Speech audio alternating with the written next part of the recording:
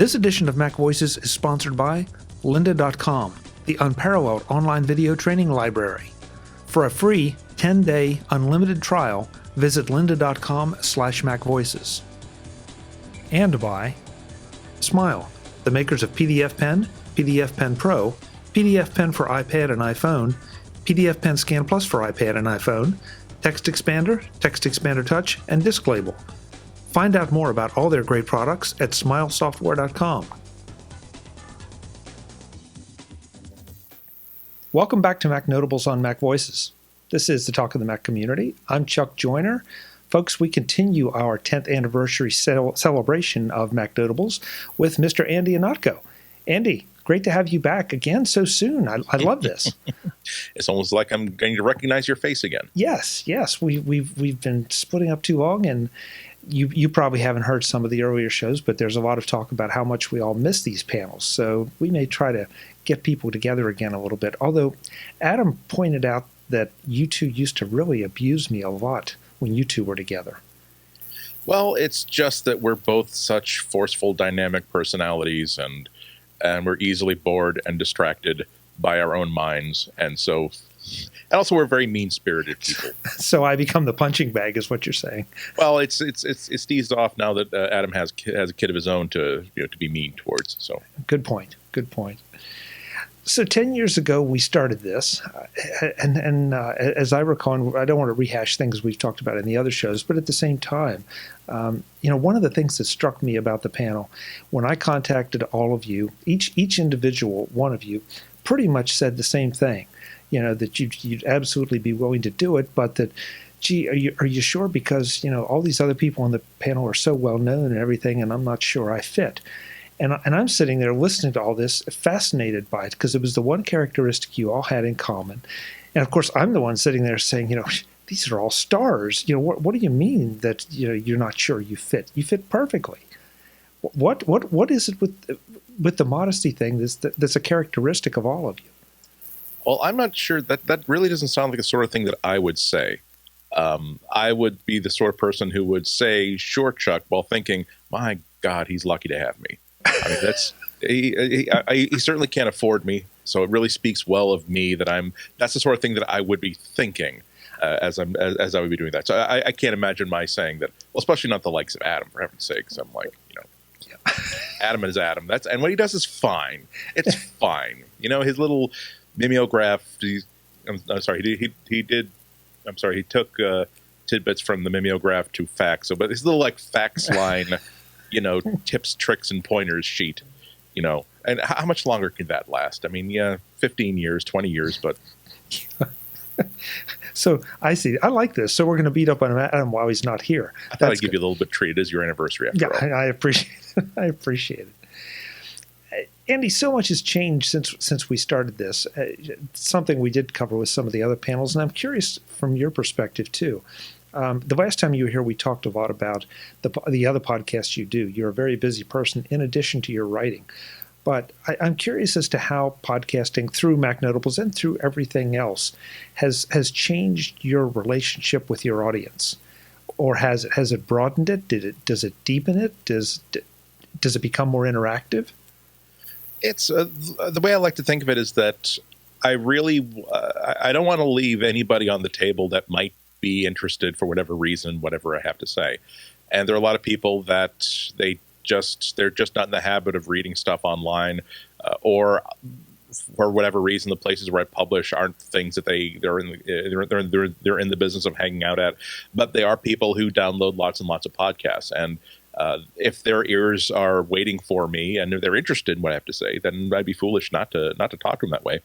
It certainly has changed a level of experience in talking this way. I still remember when GarageBand first came out, and really I started a podcast just to test out the podcast publishing features of GarageBand, and I still remember me myself just pacing back and forth across my office with this mini disc recorder in my hand, not able to say more than 3 sentences before losing my train of thought, or starting a sentence that I couldn't finish, or saying something, then realize that, oh, I should have said that better, and have to stop recording, and then curse myself out, and then pound my fist against the wall, and then start recording all over again. It would take me 4 hours to do just 10 minutes. And as you and your listeners have just observed, now I can just prattle on and on and on without even any awareness that whatever I'm saying needs fixing at all. So it's been an interesting trip. It is interesting to try to become somebody who can deliver content, just extemporaneously and on through video. It's been a couple of years since I've done. I used to do the CBS morning news in New York once or twice a month. And I thought that was tough because you have to really take whatever you're going to do and crack it down to 2 to 4 minutes. But it's just as difficult to try to, again, speak off the top of your head. You're not planning out every single sentence that you're going to say ahead of time. Thank you. You jogged my memory a little bit, because going back to those days, it wasn't difficult, especially with the group we have, to generate the conversations. It was a challenge to edit them. Not that we cut out a lot of stuff by any means, but try to keep it on topic, try to keep it tighter. And of course, editing audio is a lot easier than editing video, just because you don't have to worry about who's doing what on screen. You just cut pieces out if you need to. So that process that did take a long time back then, and the tools weren't what we have now, and neither were the Macs, and so it was a bit more of an investment. But you talking about being that lone guy in the apartment with the recorder walking around. Now you're doing video, and in my mind, video is built for you. Do you still find video being easier or more difficult to do than just ripping off an audio segment of some kind? It's more like it's different rather than harder or easier. There's certain I'm kind of grateful now that I have 2 to 4 to sometimes 5 hours a week that I'm going to be doing podcasting, and a couple hours of that is going to be on video, because there are times where you really are. It's very, very relaxing to just answer questions or have a conversation with somebody and sort of develop the thoughts alongside somebody. Because when you're writing, it really just is you and the keyboard and whatever's bleeding out of your forehead at the time. And sometimes it's really hard to keep pushing that cursor to the right. So it's refreshing in the same way that if I were doing nothing but podcasting, it'd be refreshing to, fine, I can just sit. I don't have to. I can type something, then I can delete that and type it all over again. It's very, very classic of how things work these days. That you have to, whereas once you might have posited yourself as a journal, as a writer, now you are an educator or a communicator or a commentator. And whatever technology you're going to use for that, there's going to be different ways that you communicate. You're no stranger to television. Not just, you talked about CBS Morning News, but you've made various television appearances and all. Is podcasting like television from your standpoint? Not really, because it really is like trying to. It's a lot of fun. It can be very stressful, but it's a lot of fun to figure out I used to produce all my own segments, and not because, Andy, help us out. We don't know how to produce 2 minutes on television, but they've got a million things to do. And so if you basically if you have a 10-minute conversation with the producer and the editor, and then you come at them with, here's the roadmap, here's what we're going to talk about, here's the 1-page sheet of facts that your anchor will want to take a look at during the commercial break before my segment, and here's what I'm going to need in order to make it work. It's just really cool to have those toys in front of you. It really is like a set of Legos, and you do have to make this tiny, precise little thing that makes sense, that tries to tell a story for 2 to 3 or to 5 minutes. I mean, in my columns, there are times when there is one column that I write a couple times a week that's a top of 400 words. My Sun Times column, I aim for 1,000 to 1,500, but sometimes it can go to 3,000, 4,000, 5,000. It's such a nice challenge to be able not only to try to communicate that efficiently, but also be doing it so collaboratively. because there are just a million people there on that set. And there are people that are responsible for getting you to the set. There are people responsible for making sure that they know where you are. There are things in the green room to make sure that whatever you need, or whatever, if you need some sugar, if you need some caffeine, if you need some water, it's there for you. And then the other fun part is that, it's back when I was doing that, it was the studios were actually right on the same block as the Fifth Avenue landmark Apple store. And so, and right on Central Park South. So it's like, and when you're done, they don't kick you out, but you are aware that, well, they've still got another hour's worth of television to do, and I don't want to be in their way. So I'll steal a last Diet Coke from the green room, say my goodbyes and go. But it's so hysterically funny every time that I'm on a bench in Central Park thinking that 10 minutes ago, I was the only thing on CBS nationwide. And now here I am sipping a Diet Coke on a park bench all alone. Usually waiting for the phone to ring for my dad to call to say, "Oh, I saw it. That was so great." as your dad is wont to do. But like I said, I'm sure you go through some of this on your own. That it's just fun to have a different box to play in, different set of restrictions, a different set of opportunities, and try to tailor your message to that medium. I was really anxious to hear your answer about that, because you are such a student of television. We talked the last time you were here. We talked I watch about 17 hours a day. Yes. Well, I'm still auditing the course, but I've put in a lot of hours. Well, yeah, but you do. You have a keen awareness of it, but you also have that. You don't communicate it like you watch it superficially. You watch it for the meanings, the art of television, if there is such a thing, and there obviously is. Last time you were here, you were talking about old radio announcers. That's where television hosts came from, and I know I've seen you talk a lot about the golden age of television. And as I recall, you were just in New York for the new Late Show. I got tickets to the second show that Stephen Colbert did, which was hysterical. The whole day was hysterically funny, because that was the day that Apple had their September iPhone and iPad announcements, and I had already committed. I already felt like, well, to be honest, I had sometime in July. Amtrak on Twitter had this one-day sale, like 50% off, like travel in the Northeast Corridor, and so it's New England is so close to New York. It's such an easy thing to I thought that'll be fun. I'll just I have no need to go to New York, but I'll just pick a day at random. I will go on this day and just have a nice day or an overnight in New York. And it happened to be. And then the second Twitter intersection was that I happened to have my eyes on Twitter literally 43 seconds after the Late Show first tweeted, "Okay, we have our ticket line finally open," and they had not been soliciting for tickets for months and months and months, and so was able to leap there. By stroke of luck, his first week of shows was during that the same days that I had my tickets. Managed to get tickets for that second. I probably could have gotten tickets for the first night show, but because I felt as though I had scant seconds before another 300 people would ask for tickets that day. It's like, okay, I know what that date is. Let's get tickets for that day. Then, of course, triple coincidence, Apple announces their event on that day, and I'm like,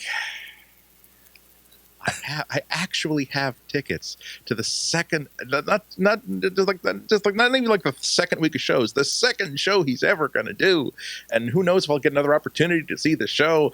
And you know what? They're going to stream it, and it's not as though I had already been. It's not like I don't go to Apple events anymore, but it's more like I don't automatically go to all of them, because it's minimum of 3 days, and that's if you're doing it in 3 days, a hectic 3 days to get there from Boston, ungodly amount of money to spend in order to go out and do that. And there have been times where I've flown back thinking, you know what, I could have gotten all of that. I did have some good conversations. I did have a meeting that was very, very productive, but on the whole, if I'd stayed home, I would now have $1,100 with which to simply buy that new laptop and have it waiting for me by the time I get back. I'm sorry. Remember how I said how efficient I am now at speaking extemporaneously? But the funny part is, so I wind up on the sidewalk outside the Ed Sullivan Theater where the show is done, holding up my phone, like this for 2.5 hours because I'm doing like a live broadcast on Twit, doing live commentary. I've got like my earphones in.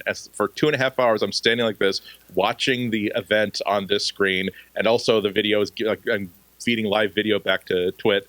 When they asked if I would be available to do that, I said yes, because I was certain that Skype was going to crap out after about 20 seconds. Who knows? It would be stable and beautiful for 2.5, 3 hours. because you have to wait. I didn't know how long you had to wait in line. So I'm just out there waiting in line for like 3 hours to make sure that we get in. But it was a great show. And then after that, you had a shoulder surgery from holding the phone up that long. God, I was a little bit grumpy at the end of 2.5 hours. I'm so glad that they ended that Twit ended the show before the end of the band, because at this point, I'm very much ready to put my hand down now. I'm very much ready to not have to think about something and come up with something to say. Also, I was getting some weird looks in line. That's fine, but it was great because. Me and my friend were about like number 13 and number 14 in line, so we were in the best seats I'd ever been in the Ed Sullivan Theater. I've seen, I think I'd seen 4, maybe 5 Letterman shows at the Ed Sullivan Theater, and we were in the third row, dead center. And so when he opened up when Colbert before the show opened up the floor for Q&A, he picked on me because, well, I was like 10 feet away from him. Great show, such a different vibe from the Letterman show.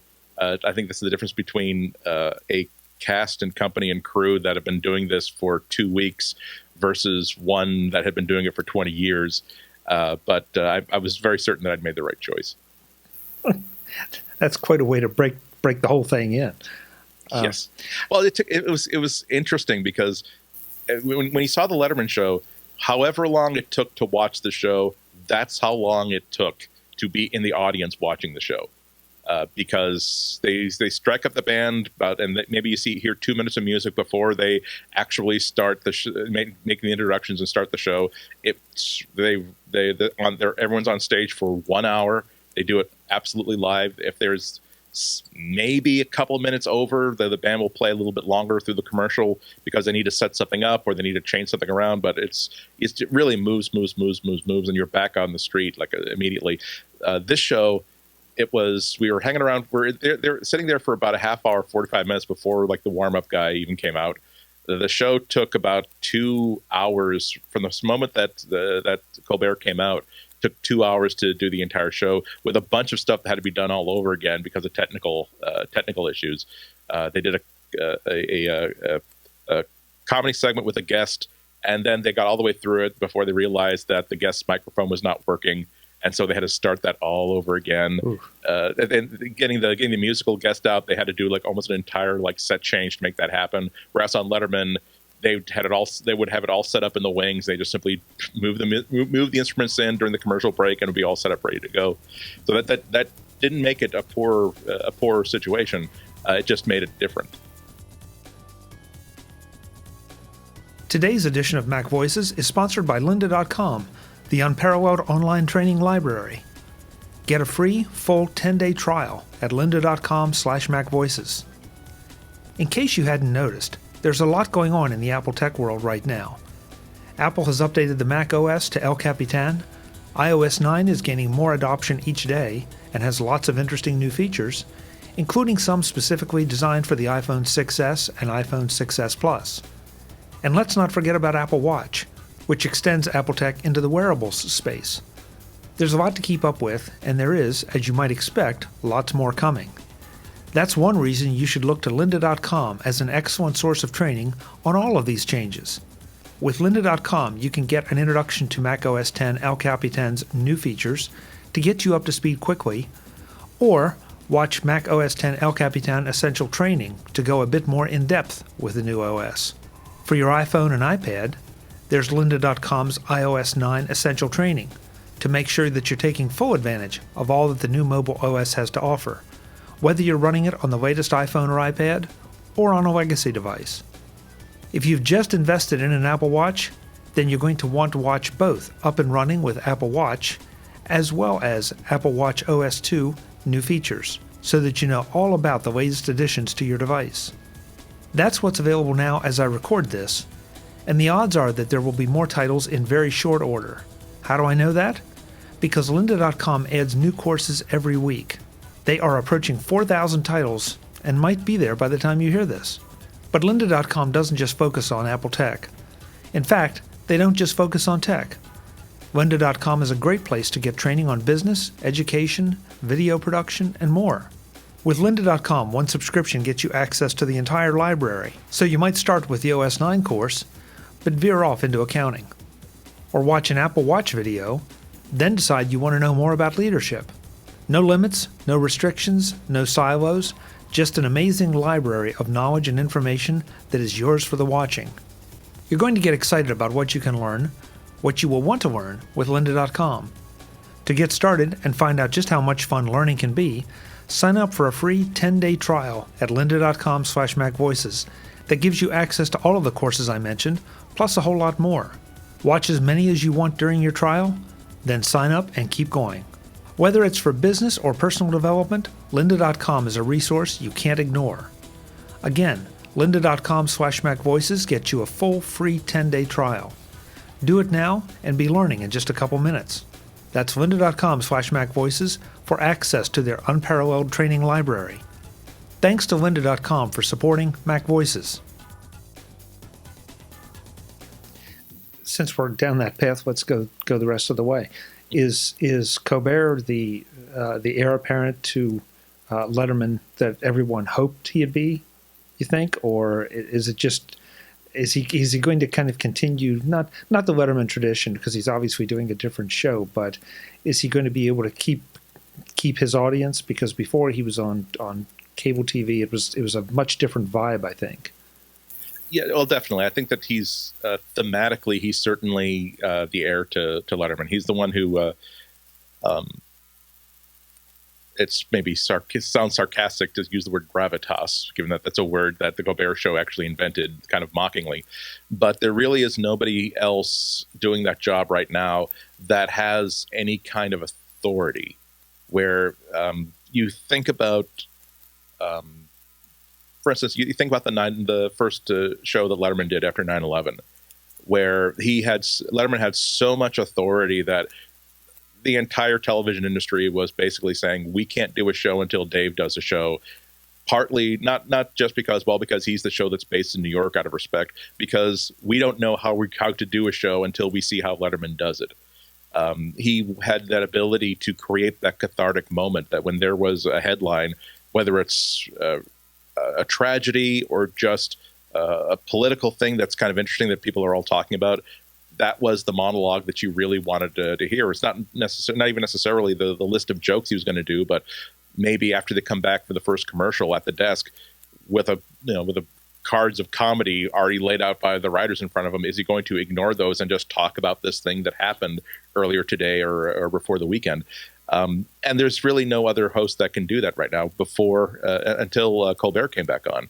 And he has that ability to speak with a great amount of thought and a great amount of insight. He had Oprah on, and they wound up speaking for about 5 minutes totally on spiritual issues. Colbert is a devout practicing Catholic.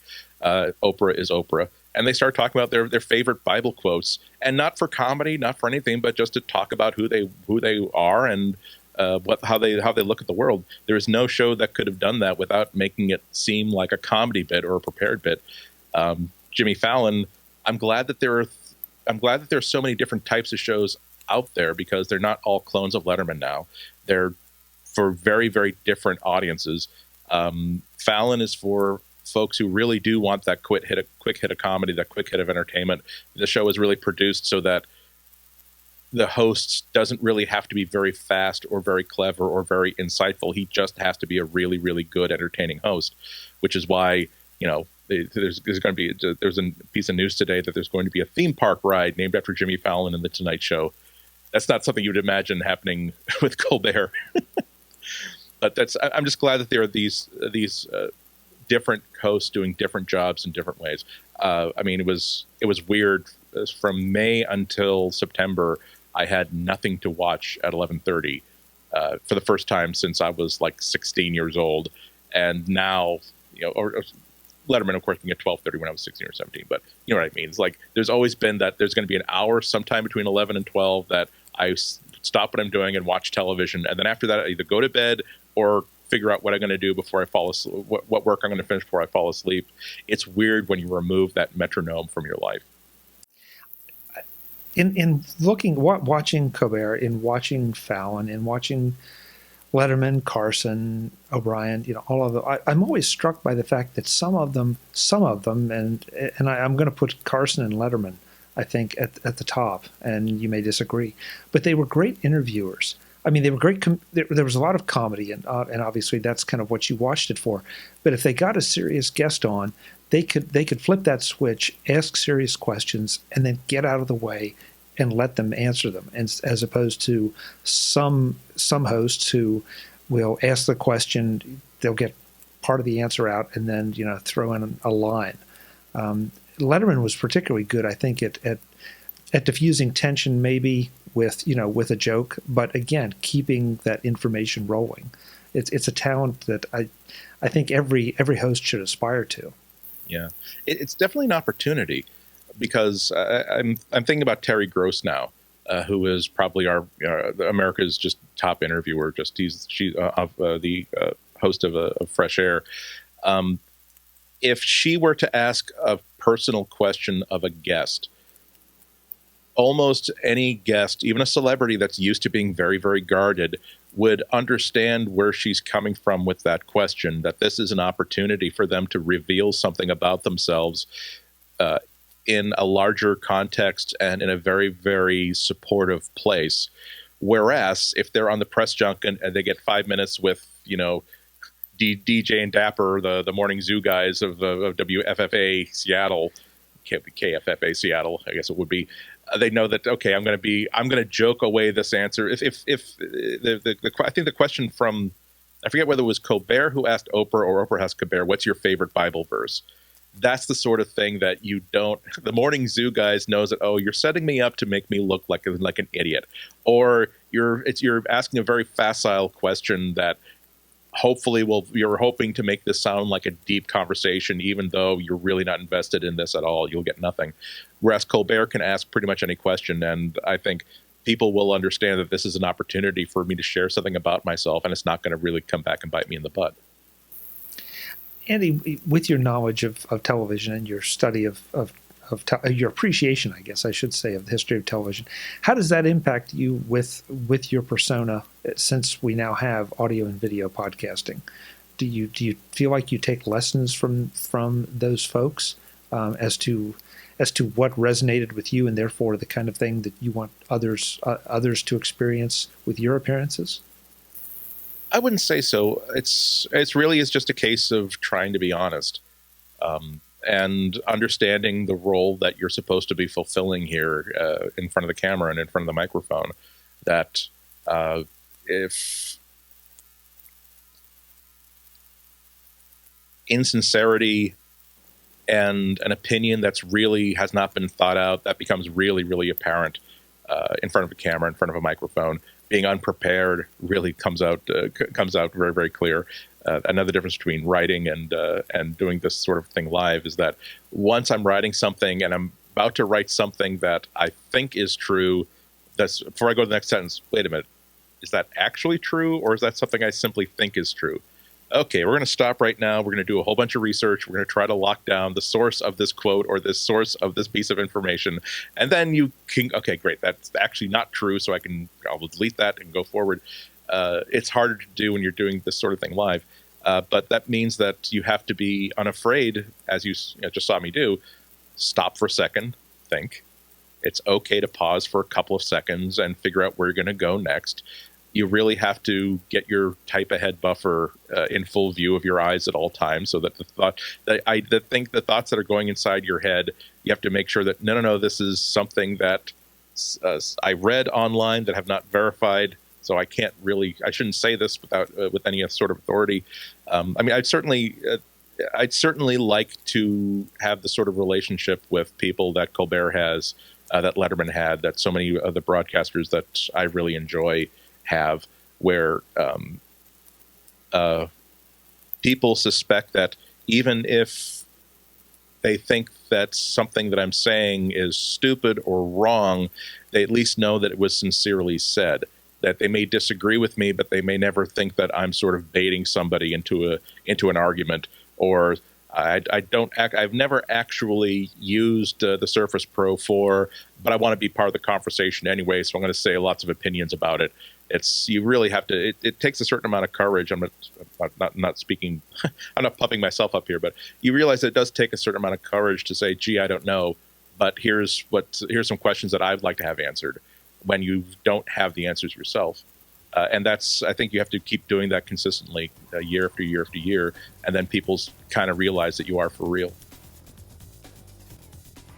Today's edition of MacVoices is sponsored by Smile, the makers of world-class software. I love Text Expander from Smile. Why? Because it has 3 characteristics of great software. It lets me do more, do it faster, and helps prevent errors I might otherwise make. Text Expander lets you create short, simple pieces of text, or snippets in Text Expander speak, that trigger the insertion of larger chunks of text into pretty much any document or piece of software. Those snippets might be something as simple as today's date, or as large as a multi-page piece of boilerplate to go in a contract, or something as complex as a chunk of HTML code for your website. So for me, by typing MVSIG, I get my full email signature, complete with links, inserted into an email. Or MVST, and I get the pieces of information you see at the bottom of each MacVoices show page. So how it makes things easier and faster is sort of obvious. I can do more because I have less to do. But how does it help me from making mistakes? 2 ways. First, if I were having to type in all that code every time, there's a fair chance I might leave out this bracket or that, and then things don't work. And then I have to go back and try to find out what's missing and fix it. That wastes time. By using my snippet, it's right the first time, every time. The second way is by loading in the Tidbits Autocorrect Dictionary, a collection of commonly mistyped or miscapitalized words created by the Tidbits crew. Since Text Expander is constantly monitoring your typing for snippet use, it's also checking against that library and sees when you make a mistake. Poof, it fixes it, almost too fast for you to see. And if that's not enough, if you know of a common mistake that you make regularly, you can set up your own snippet to fix it, in about as much time as it would take you to fix one error in the first place. After that, your error gets fixed the same way, fast, simple, so you can keep on moving to get more done.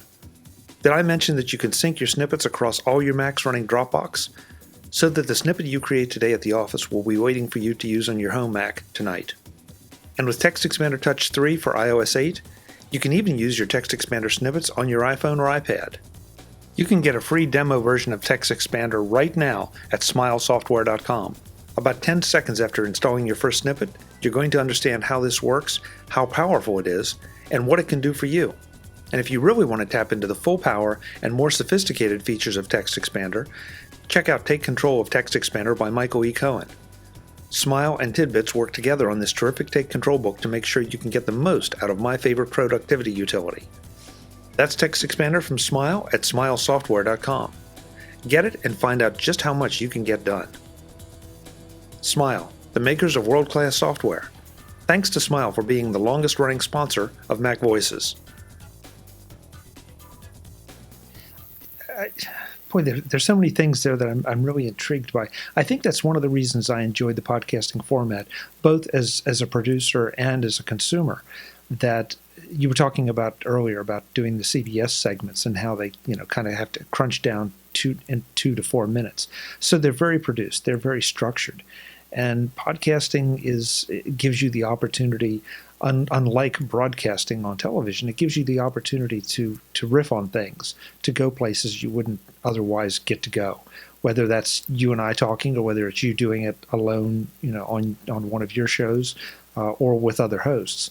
I think you do get a much more real sense of the individual, their credibility, and what they believe. And not talking about religious beliefs, but maybe what their opinions are is a better way to say it. Yeah, maybe that's true. Especially when you get these sort of podcasts where it isn't the sort of stuff where you're writing stuff out beforehand and then mostly coming off of a script. It's kind of like a really, really good reality show, because it reminds me of what I like about The Amazing Race, where over the course of about a dozen episodes, these teams are traveling around the world doing these challenges and solving these puzzles to try not to be the last person across the line at the end of this episode and be eliminated. And what's more stressful than travel, with every single detail you have to attend to, going through airports, getting taxis to airports, getting a taxi driver who may or may not know where this hotel that you're supposed to be going to is, being in a place where you don't understand the language, you don't understand the money. It's fun to see people try to present an image of themselves in the early parts of the race, and they just can't keep it up. In such a stressful, relentless situation, by episode 3 or episode 4, the people who are the husband and wife yoga instructors who are saying, I just hope to be a student of all these wonderful cultures we're going to be exploring, because we are all humans, but we have our own unique. And this is the person, number 5, is just hearing all this invective against this taxi driver. You're stupid! You should speak English, and I'm American. It's a lot like that with podcasting too, because we are talking about things that come into our minds in response to questions, in response to news, in response to stimuli, and you can't pretend to be something that you're not over any length of time. That's why it's so hard to do a podcast that lasts more than 3 or 4 episodes. That's extremely insightful. I've never really thought about it in exactly that fashion. That it does. It shakes you out, I guess, a little bit, because you can't stay structured over that much time. I can't pretend to be as smart as I think I am over any length of time like that. I can do it for an hour, but it's you soon realize how much of a burden it is to pretend to be something that you're not, and that's why it all goes so much more smoothly, and you're doing a much better job for everybody around. So if you're just being honest. So you may have just answered the question, but I'll ask it anyway. What makes for good TV? What makes for good podcasting? Just being honest? The only thing that you definitely have to offer somebody is your point of view, because nobody in the world shares it. So it doesn't matter if you don't hold an engineering degree. Your opinions about the iPad Pro are going to be interesting. The only variable is how practiced are you in taking these words that are so clear inside your head and turning it into something that someone else can understand. How good is your throat telepathy? Because that's really what it is. It's the way that you get people inside let people inside your own head and see what's inside there. What I really enjoy about podcasts is when there is that unique point of view. When I do see people who are very, very thoughtful and don't just make noises with their mouth. I love the Judge John Hodgman podcast, for instance, because John Hodgman, he really is kind of a therapist at heart, because he has that ability to. Here is the thrust of the podcast is that it's like the People's Court, but for very, very trivial personal disputes. Like there was a discussion between 2 friends who run like a poetry reading series at the local coffee house, and their dispute was that one of them thinks that they should pass a hat at the end of every event, to collect money, and so that if they need a new PA system or if they need to print flyers or something, and the other person thinks that's gauche, and it turns into, well, let's have these two people talk about how they feel without being that explicit about it. He figures out a way to get these two people to talk to each other about, well, what is your attitude about what you're doing? Do you feel as though you're doing work that deserves to be paid, or do you think that you're just entertaining yourself and you have no right to ask for people to help you, to pay you to do something you're enjoying? And it turns into this wonderful discussion about being a creative person and wanting to be paid for the work that you do.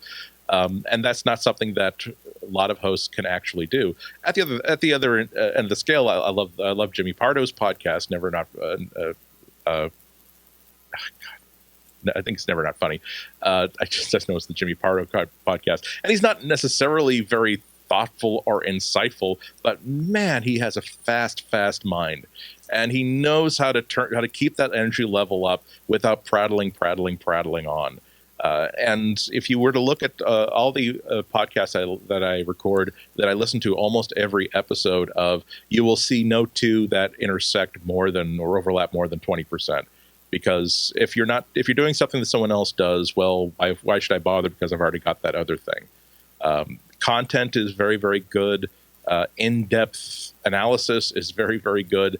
But really is, if you provide a point of view that I'm not exposed to, then that's what's going to get my attention. Also, a good microphone.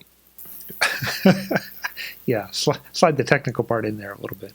Well, that's something too. It's like there are a couple of different podcasts that I had to stop listening to, even though they're pretty interesting because of audio issues. Like one of them does a conversation over a telephone, like over a landline, and it's hard to listen to a phone conversation for an hour.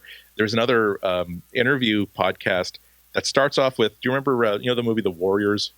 Oh, sure. And the taunting call out, warriors come out and play, and they're clanking these beer bottles together. And he would start every single episode with that entire scene lasting about 45 seconds, not appreciating that the whole point of that scene is that it is annoying and you don't like listening to it. And it's like, unless this is an interview with Paul McCartney, Ringo Starr, and John Lennon, who turns out to be alive after all, I can't even skip through it now because it's so annoying. And I just wish you can get a halfway decent microphone for $50, maybe $60. Don't use the built-in microphone on your computer, and find a quiet place for you to do this thing from. Don't do it in the Starbucks, because it's not going to work. Yeah, there was a time, and when this was a new form, that people could get away with those things and do some of those things. And we all did things then that we may regret now, or at worst just recognize it as an evolution. But yeah, you're right. $60. Anybody that's going to be on a podcast, for crying out loud, go and invest $60. Put that microphone down, and even if you don't tweak it and learn everything you need to know about it, your credibility is going to go up instantly because you're just going to sound that much better. Yeah. So, the one other thing I've been trying to ask everyone is also the social media question, because along with podcasting, podcasting is sort of a one-way street. Social media has been the two-way street that lets listeners, in your case readers, interact with you, ask questions, offer commentary that really there was no easy channel before. Sure, you could send email, but social media changes that dynamic quite a bit. How has that informed what you do? It's good to get that sort of instant feedback. It's good to have that sort of offline conversation, even though it is online. I do read. I'm more active on Twitter than any place else, and so if someone tweets a comment with my username, @Ihnatko, I'm going to see it. It doesn't mean that every single comment that's made is something that I take to heart positively or negatively. But I do take the significance of the fact that this is something that's someone was actually thinking, and also saw fit to communicate in a way that they knew that I would be able to see. And so it's your eyeballs and your ears are on the wrong side of your brain to really experience yourself the way that other people are experiencing you. So it's really important to get that. there are times where, there have been times where I've been pretty tired, and I'll come, and I didn't realize how much that came through. There was one day where I was overusing a certain word, and I'm very, very aware of it, and I'm trying to tamp it down, and someone's called me out on it again on Twitter. That's also good feedback. And there's some people that say things that are just, okay, I'm going to just disregard that. I appreciate that you genuinely feel that, but that's not something that doesn't put a burden on me to change my behavior in any way, shape, or form. I'm also not required to reply to it. And I don't, keep in mind that I'm a white guy. So when people make a disparaging comment about me, it is almost never a personal attack. It is almost never the sort of stuff that women and non-white people get online. So it's very, very easy for me to deal with. And also, I appreciate that when someone makes a comment that might be negative, it's not necessarily they're doing it to have an argument with you. They simply had a need to express that, and now they've expressed that, and that's perfectly fine. You should be, as in my position as a white guy, with the nature of those things that are being said, I should be able to simply say, okay, I've read that, you've said that, great, let's move on. I have friends who, of course, are have just received horrible abuse, the sort of that leads to investigations from the FBI, and I just don't know how they put up with it. They probably because they have to, because this is the world that they live in, and it's not going to change in the next 6 months. That was, you took that in a whole different direction. I guess to follow that up though, I know my reaction to it, and of course I don't have the long history. When we started the show, I didn't have the long history you did with an interaction with an audience, but I found that it becomes difficult to ignore criticism.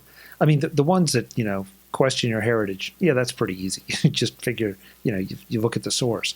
But the criticisms that come across, you get a lot of accolades, and then you get that one email that says, I really don't like the way you do this, and you end up questioning yourself and how you approach things, and I admire you for your ability to just kind of put it in its place. Well, I mean, it comes from experience. It also comes from arrogance, but hopefully it comes from a place of humility that nobody who messages me through Twitter or online knows who I am. They have not met me. They only know this. I don't create a persona for the purpose of podcasting or my column or anything like that. But nonetheless, it's to the person who's watching or listening or reading, I am a fictional character. So it's very easy for me to feel as though I'm not going to take this personally. They are judging this piece of work, and they might indeed have a point in some of the stuff that they said. It really does come down to trying to take that 3 steps outside your own body and look at your own work objectively. It's been rare that someone has made a complaint about my work that I didn't immediately recognize, because I'm self-critical enough, and not in a negative way, but just trying to, you got to put the car on the sled and crash into a wall and see what breaks first, before you let innocent people get their eyes in your column or let you hear what you're about to say. And so I look at that stuff very, very carefully, and I do try to think of that productively. As I say, I'm lucky. I'm a white guy. There are very few people who are out to get white guys. That number trends very close to 0, as a matter of fact. And so I'm in the very, very positive position of, even when somebody is saying something that seems super, super negative, they probably are not intending it that way. Even in the olden days before Twitter, when I was responding to, sometimes people would send me feedback on a column or something like that via email. And I quickly learned that the best way to, even if it was really, really angry and really, really this, and paragraph after paragraph, and I'm having a problem following the logic of what they're saying. And it's very, very, I never reduced it to a keyboard macro, but I could have. You just send an opening paragraph along the lines of, thank you for your email. You must have felt very, very strongly about this to have sent such a long, taken the time to send such a long message. Let me see if I can address a couple of these points or just ask a couple of questions.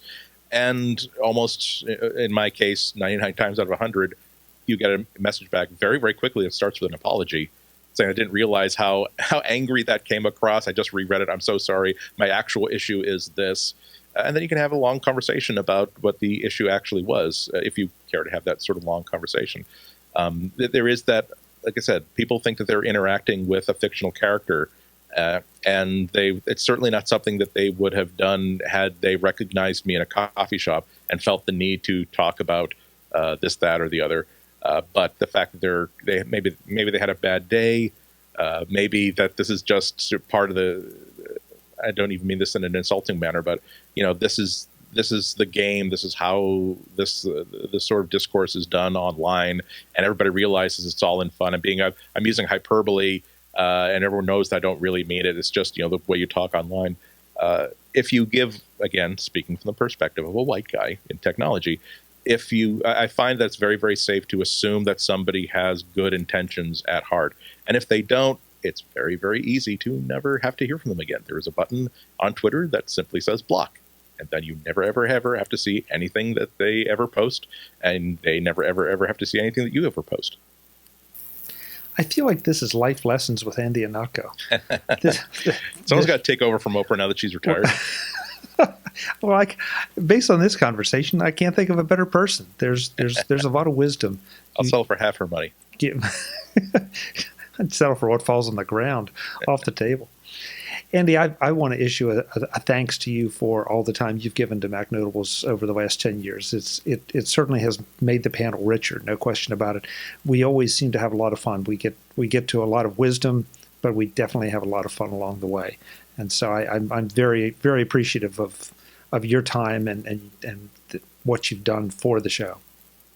Well, thanks for having me on so often. You're certainly one of the first podcasts that I was participating in on a sort of a regular basis. It's you pioneers who had to deal with the people like me who were using their iPod headphones to speak through, and not realizing that it's not okay to have the kid pawing at the microphone in your lap as you're trying to speak seriously about this new titanium MacBook. So it's always been a great show, and I've always had a lot of fun doing it. Good. Well, I hope we continue to do it well into the future. And again, back to get back to some of the panels and some of the fun along with some of the insight. Right quick, plug anything you want to plug, because I know that there were so many places that people can find you, but they're all important. So go for it. Usually the best place to go is just follow me on Twitter. I'm at Ihnatko, Ihnatko. And that's where I usually tweet. Links to my stuff on the Chicago Sun-Times, which is about 4 to 8 times a month. My stuff on cars.com, which is usually about twice a week, but sometimes it's only one a week, depends if there's no news. I'm one of the hosts of the Mac Break Show on Twit. I have my own podcast on the 5x5 network, and I also do a podcast about Google called Material, and that's on the Relay.fm network. And anytime my friend Jason Snell needs someone to fill a seat on the Incomparable to talk about science fiction, and I'm usually there. Next time you're on, we got to cover that, because I've heard some of your appearances on the Incomparable, and that's a whole nother discussion right there. So it's great to see you, Andy. Thanks again. Thanks, Chuck. Folks, I'm Chuck Joyner. This is MacNotables on MacVoices. The 10th anniversary celebration of MacNotables continues. We'll be back with more. Thanks for watching.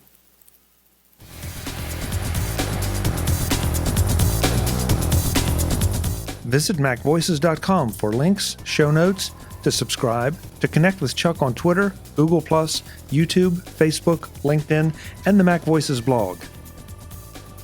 Subscribe to our weekly newsletter, the MacVoices Dispatch, to stay up to date on all the latest MacVoices news from our front page or at macvoices.com/newsletter. Do more with your Apple tech by subscribing to the free MacVoices magazine on Flipboard by visiting macvoices.com/magazine. Advertising and sponsorships handled by Backbeat Media at backbeatmedia.com. Bandwidth provided by CacheFly at cachefly.com.